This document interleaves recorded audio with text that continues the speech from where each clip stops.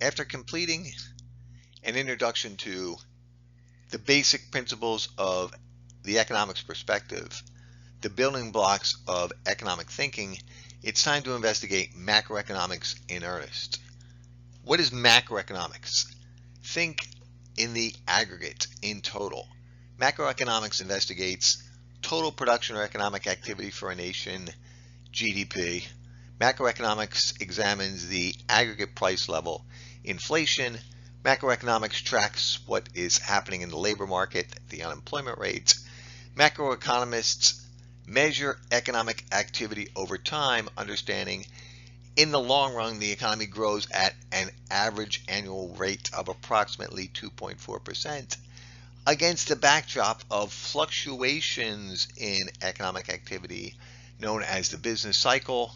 Because of the business cycle, it is sometimes necessary for our government, the President, the House, the Senate, the Congress, to institute fiscal policy, or our nation's central bank, the Federal Reserve, to implement monetary policy in an effort to influence the economy.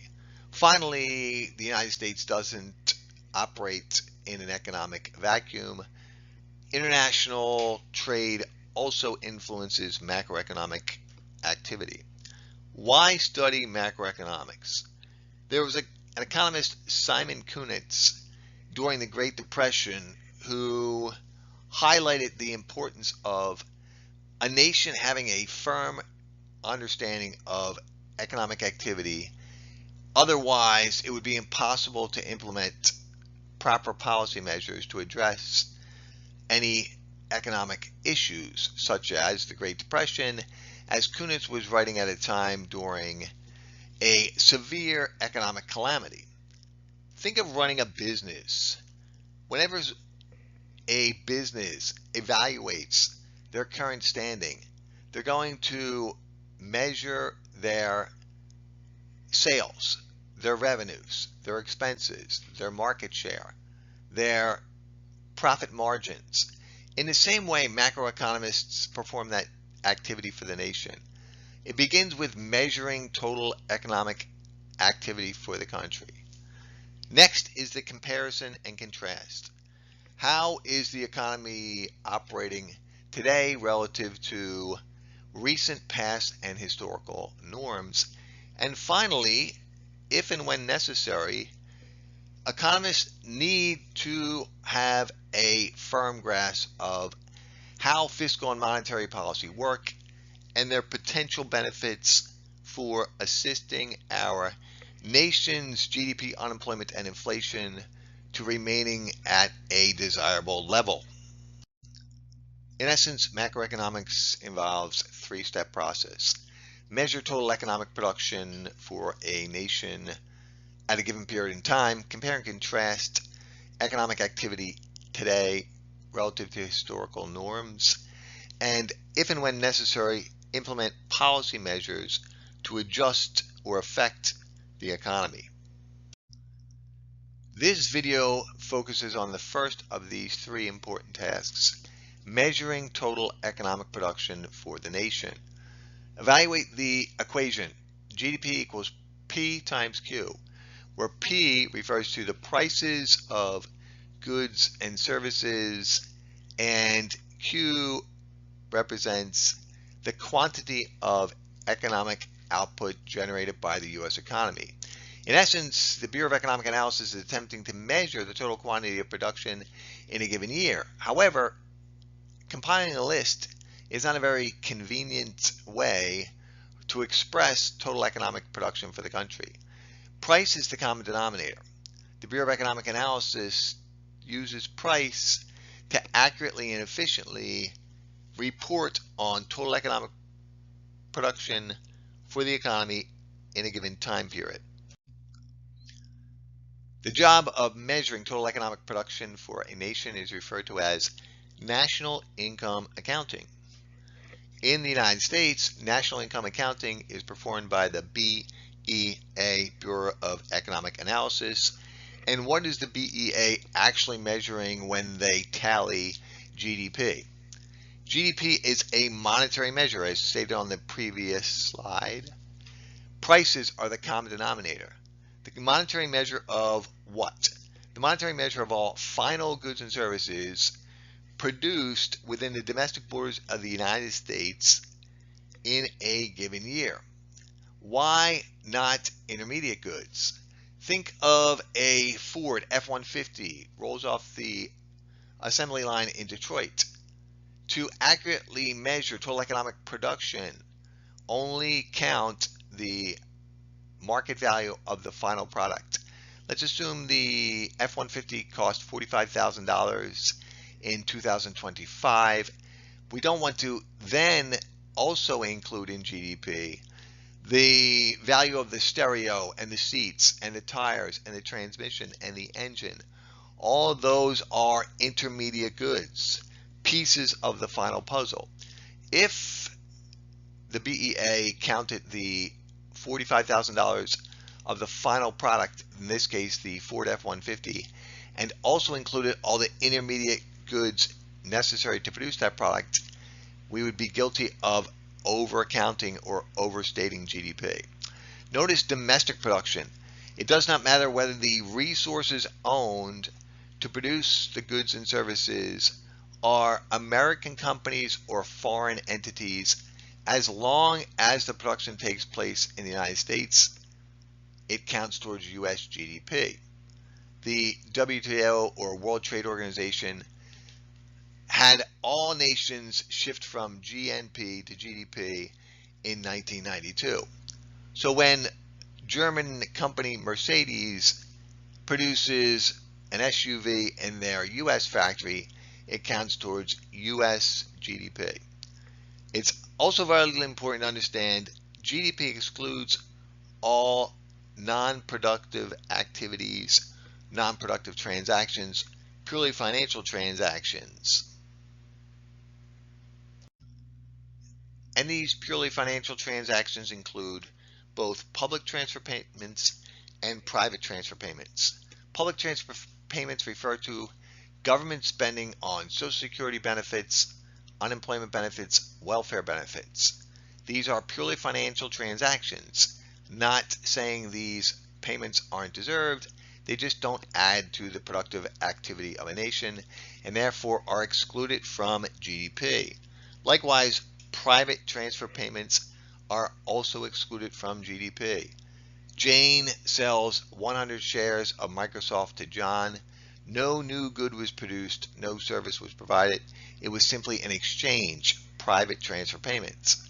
Finally, secondhand sales excluded from GDP.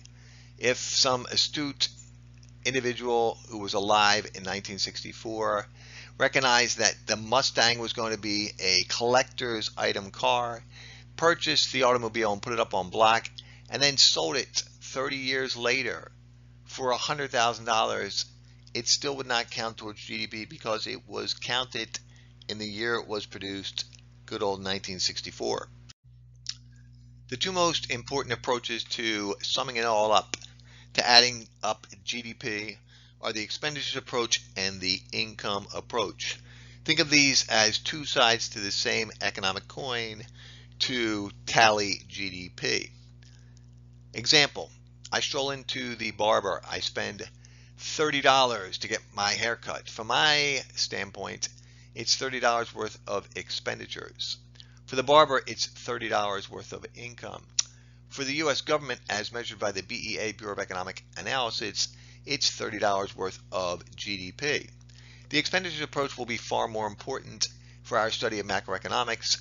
C plus I plus G plus X will be a common acronym applicable to the aggregate demand, aggregate supply model, and fiscal monetary policy, consumer spending on durable goods, non-durable goods, and services, gross business investment, government purchases as long as they're exhaustive, and net exports. However, to tally GDP could also add up all the wages earned by laborers, the rents, interest, profits earned by corporations, small, medium-sized, large businesses, and partnerships across the nation, with a slight statistical adjustment, will calculate to the same number.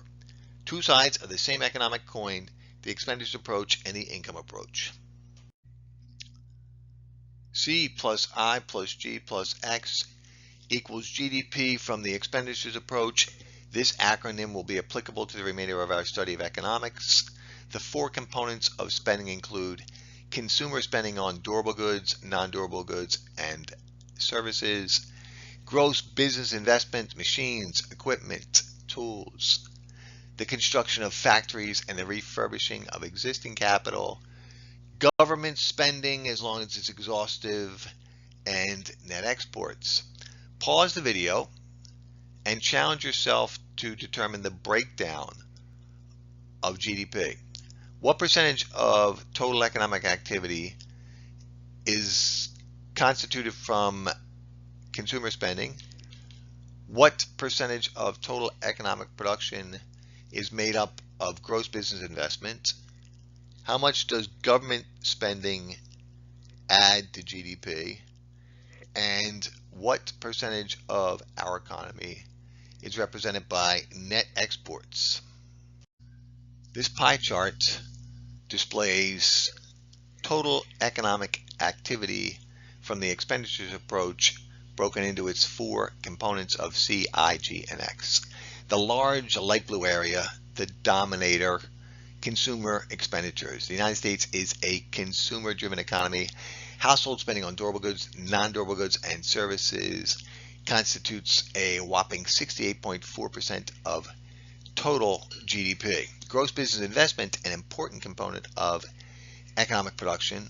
Small, medium-sized, large companies spending on machines, equipment, factories, and intangible capital expenditures on software, logistics systems, artificial intelligence, and economic driver constitute about 16% of GDP. Government spending on social capital, on infrastructure, on education, on military output, roughly 18% of GDP. If you sum up those three components, C, I, and G, they tally over 100%, which means net exports must be a negative number. Total U.S. exports, subtract U.S. imports, and you will calculate the size of the United States trade deficit in terms of our total economic pie.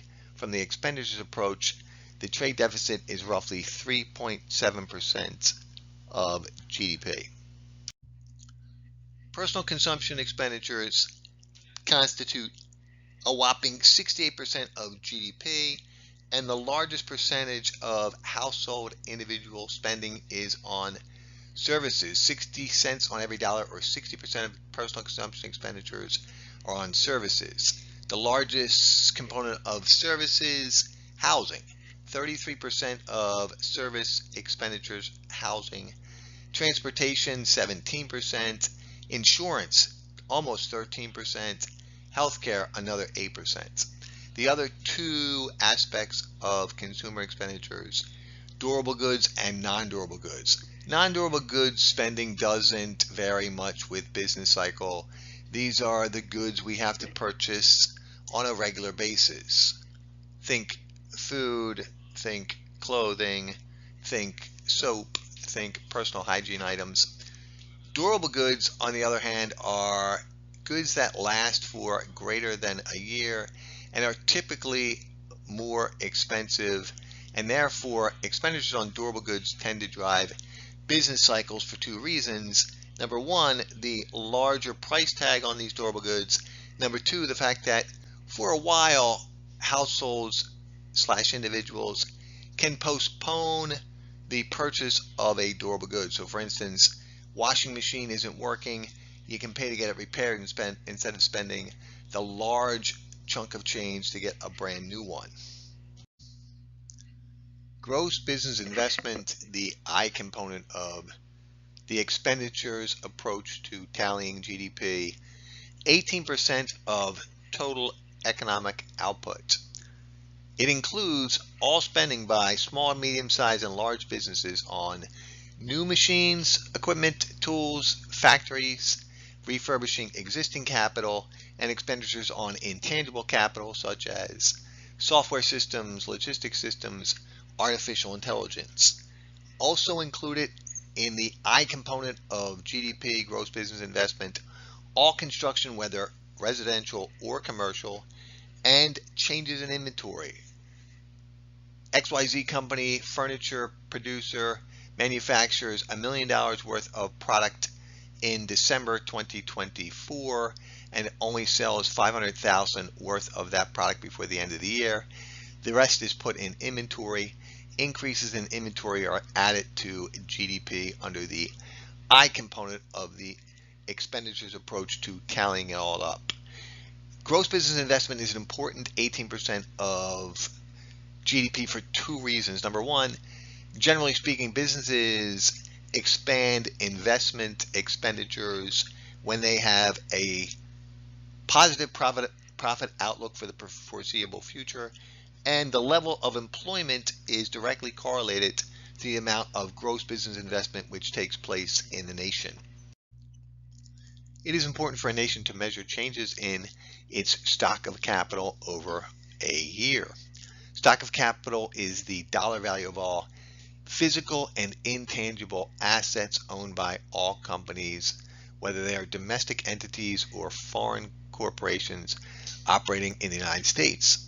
The latest estimate, 2024, of the nation's stock of capital is roughly $120 trillion, with intangible assets becoming ever more important to that stock of capital. Over the course of a year, two things occur. Gross business investment. Companies purchase new machines, equipment, tools, factories, refurbish existing capital, and depreciation. Machines and equipment wear out. Sometimes economists refer to that as consumption of fixed capital. As long as gross business investment is greater than depreciation, the nation's stock of capital over the course of that calendar year actually has increased. Why is this such an important measure? Think back to the production possibilities frontier. An increase in the nation's stock of capital represents economic growth, shifting the production possibilities curve to the right, increasing the nation's capacity to produce economic output. A decline in the stock of capital is a serious economic worry.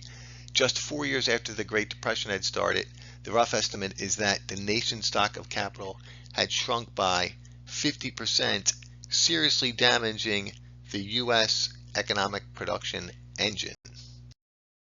The third component of the expenditures approach to tallying GDP, government spending, is roughly 18% of the total economy. That has risen from a low of 5% right before the Great Depression. It has been larger than 18%, especially during times of economic crises such as the 2009 Great Recession and the pandemic. Government expenditures included in GDP all spending on goods and services the local, state, and federal government need to run government services, all expenditures on infrastructure, roads, bridges, water systems, transportation, and social capital, education, community programs, public health initiatives. Also included roughly $950 billion worth of military spending. Remember, government spending does not include transfer payments such as Social Security and welfare benefits, as they are non-exhaustive or only purely financial transactions. C plus I plus G plus X, net exports, the last component of the expenditures model of tallying GDP. Take the dollar value of all U.S. exports in 2024 that amounted to $3.1 trillion, or 12% of GDP. Subtract the dollar value of all imports in 2024, $4.1 trillion worth of imports, or 15% of GDP.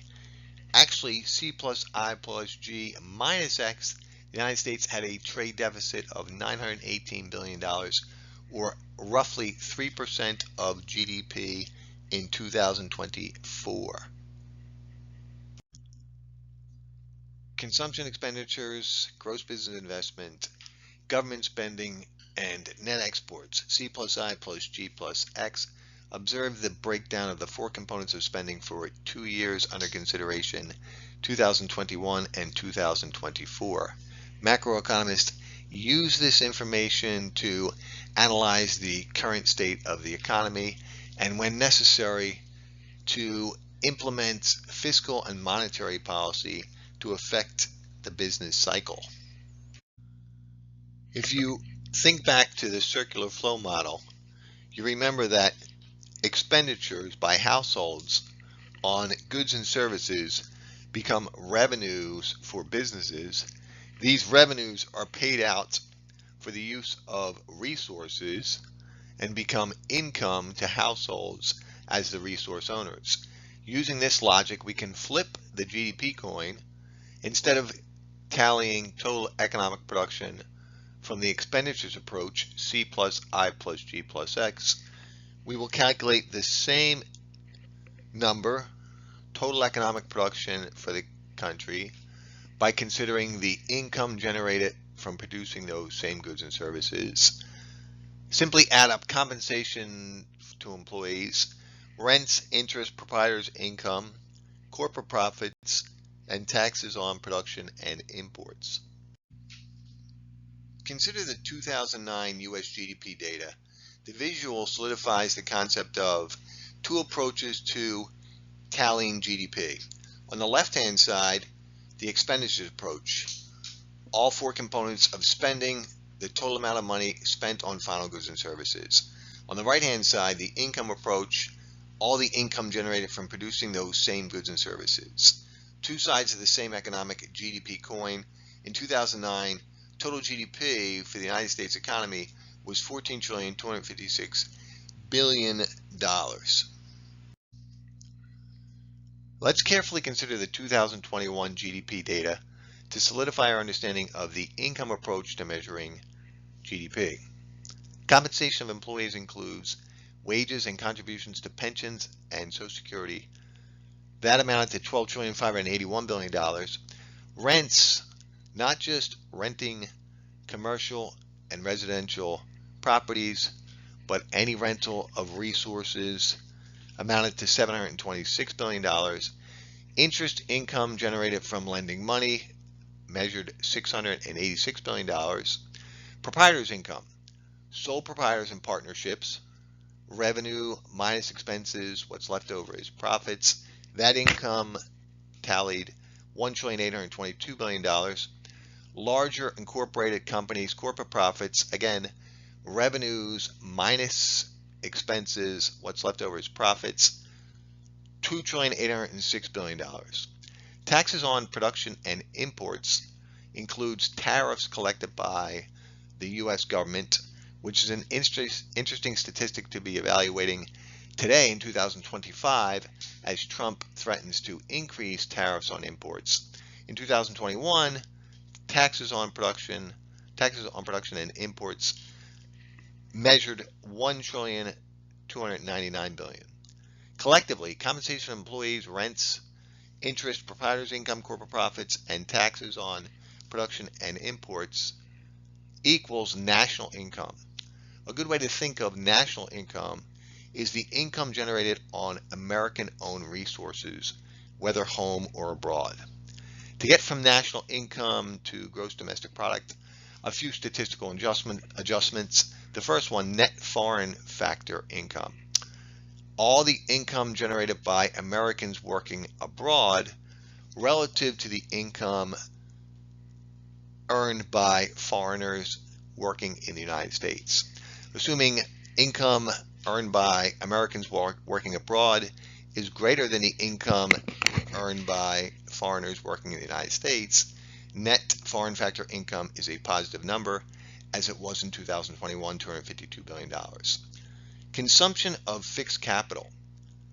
This is the economic fancy schmancy way of saying depreciation, or the wearing out of machines, equipment, tools, and factories. Depreciation or consumption of fixed capital equaled $3,848 billion in 2021.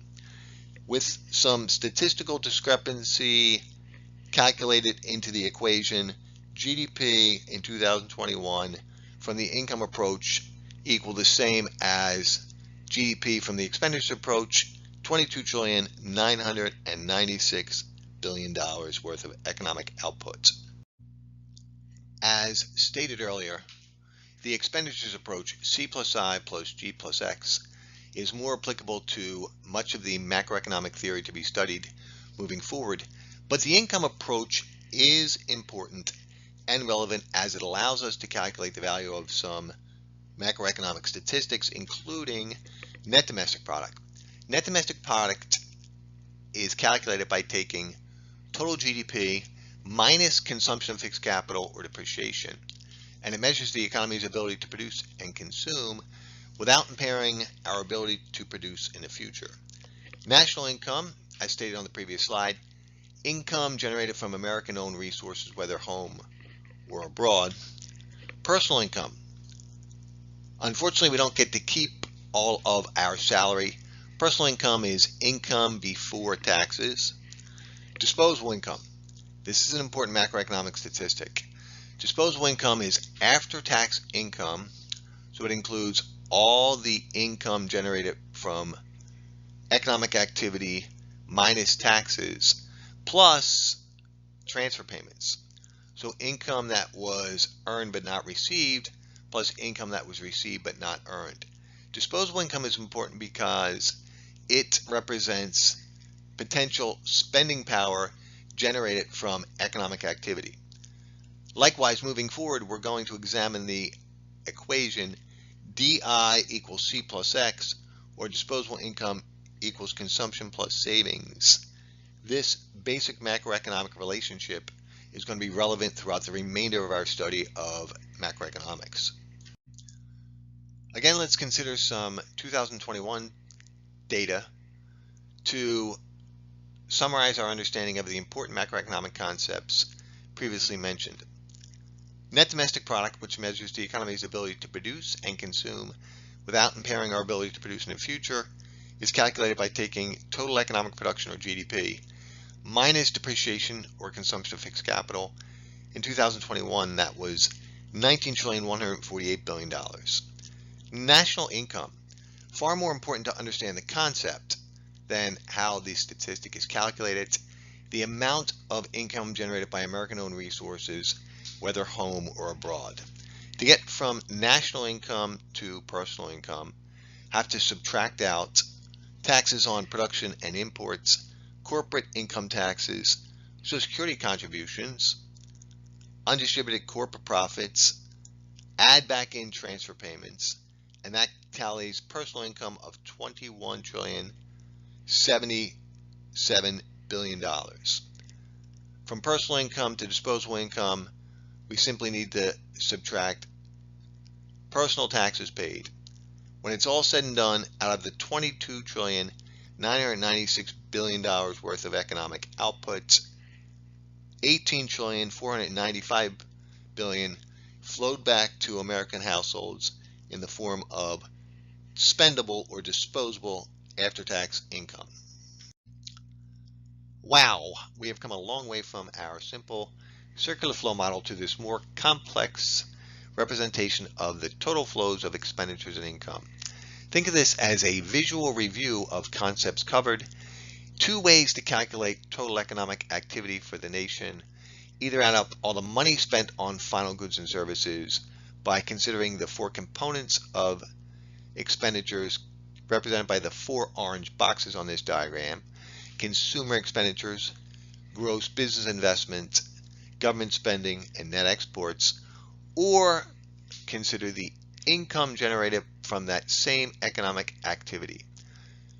Likewise, this visual diagram allows us to understand how we get from gross domestic product to net domestic product to national income to personal income, and then to the all-important disposable income, the amount of money that flows back into households in the form of future spending from current economic activity. GDP is a monetary measure of economic production and is calculated by taking the quantity of goods and services multiplied by the price or dollar value of those final goods and services. However, using price as the common denominator presents an economic issue when attempting to accurately measure changes in GDP over time. Let's assume GDP for 2010 was $10 trillion. And then in 2011, reported GDP was $11 trillion. Ask a simple question. What was the percentage change in economic output over time, or in between 2010 and 2011? Economists must consider changes in price level to accurately measure changes in GDP from one period to the next. Otherwise, we may wrongly or incorrectly calculate changes in total economic production. In this example, we could wrongly assume GDP grew at 10% without considering changes to prices. Yes, GDP equals P times Q, but notice the triangle or symbol for delta, the mathematical symbol representing change. To accurately measure changes in economic activity from one year to the next, economists must consider changes in the price level or inflation. There are two parts to solving any problem. First, identify the issue. In this case, the issue is how to accurately measure and report changes in GDP over time, understanding price level is also changing. Prior to understanding the solution, it's important to learn some lingo. Nominal GDP. Economic output or GDP measured or reported at current prices. GDP expressed at the prevailing price level. A good way to remember this, N for nominal, N for not adjusted for inflation. Real GDP is economic output or GDP adjusted for changes in the price level / inflation. Now, intuitive students might be thinking, what if there is a decrease in the aggregate price level, which is referred to as deflation? It's a possibility. Other nations have dealt with deflation, especially Japan. It has not happened in the United States since the Great Depression. But generally, we're safe saying real GDP is economic output adjusted for changes in inflation.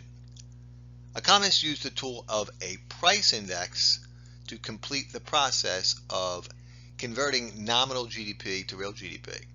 A price index is simply a market basket of goods and services in a given year compared to that same or highly similar basket of goods and services in what economists refer to as a base year. In this case, the price index is called the GDP deflator. So the McConnell-Brew textbook simply refers to it as price index. Most economists call it the GDP deflator. If one takes nominal GDP and divides that by real GDP, and then multiply the result by 100, that will give you the value of the GDP deflator. How does one calculate real GDP from nominal GDP? Simply take nominal GDP divided by the price index, or nominal GDP divided by the GDP deflator. But one caveat, make sure you pay attention to the formula. Nominal GDP divided by the GDP deflator in hundredths. The concept of adjusting nominal GDP to calculate real GDP is made more concrete through this example. Understand the numbers are conjured up for the academic exercise, but are accurate enough for our purpose. Data reflects nominal GDP years 1964 through 2004 in 10-year increments. The first observation, the year 2000, nominal GDP 9623.7 exactly equals real GDP of 9,623.7 billion. Why?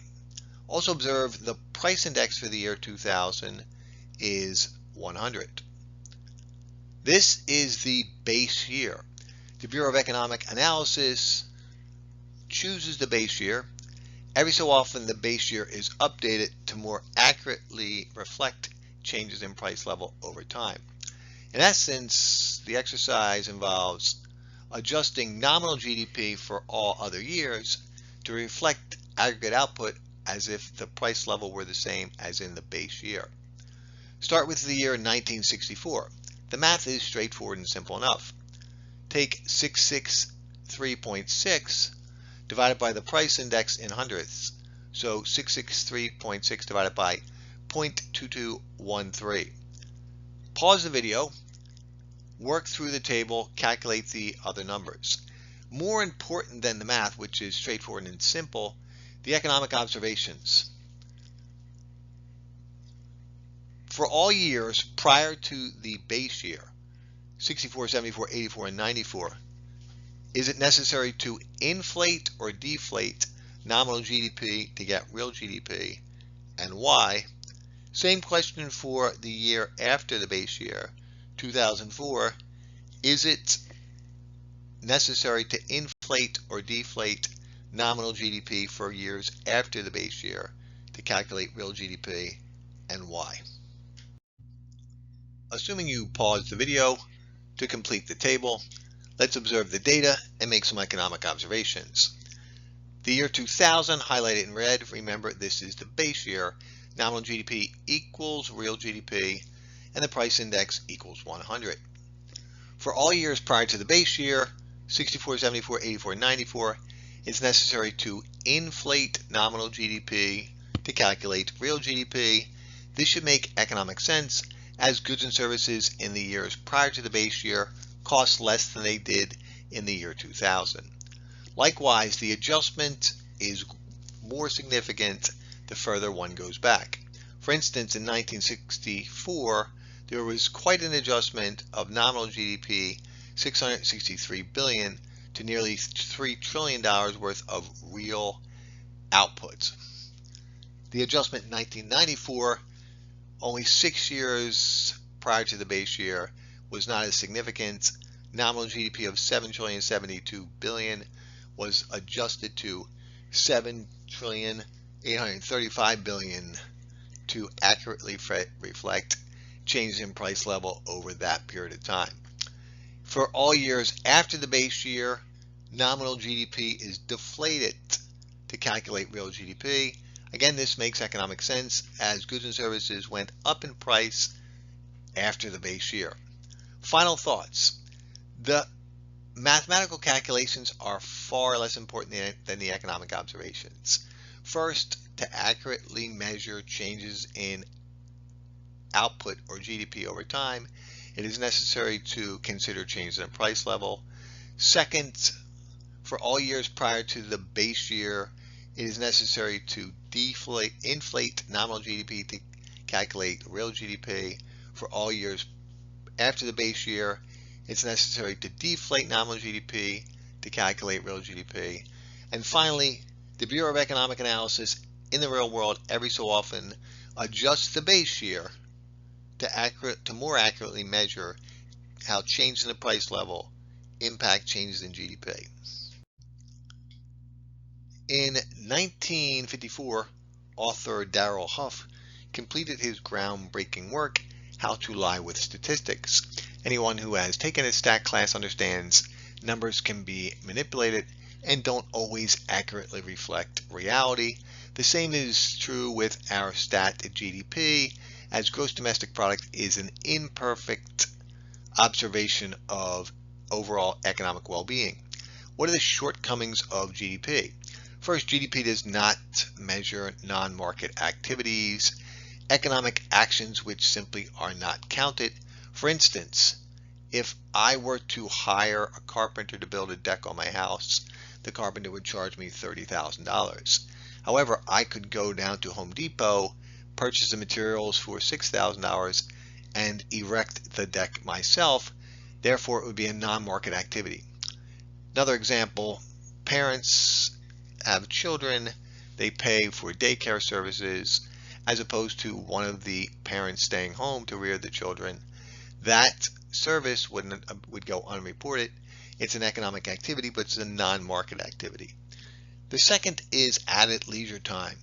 The average work week in 1950 was approximately 51 hours per week. That has dropped to approximately 38 hours per week, but the reduction in work hours and the added leisure time is not included in GDP as a statistic of our economic well-being. The third one is an important idea: improved product quality. A computer from 1994 could not even run today's software. It would be a paperweight on your desk. And the PC of 1994 cost more and contributed more to GDP than a computer in 2025.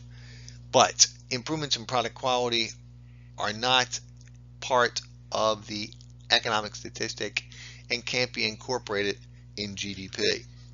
The underground economy. When people hear this one, they get all excited. They think sex, drugs, rock and roll, prostitution. No, this is merely perfectly legal activities which go unreported. For instance, ABC restaurant collects only cash for the meals they serve, and they only report 70% of their revenues. This is a perfectly legal activity, but some of the economic action never gets calculated into the statistic because it's not reported to the government. GDP and the environment, this one is mildly depressing. It is inevitable that the actions of human beings in producing goods and services generates pollution, marginal cost and marginal benefits. We like having electricity, therefore we have to burn fossil fuels to keep our lights on and the heat in the winter and the air conditioning in the summer. The interesting aspect of GDP and the environment: damage done to the environment through economic actions are not subtracted from GDP. But when there are severe episodes of environmental damage, any efforts made to correct human errors are incorporated in GDP.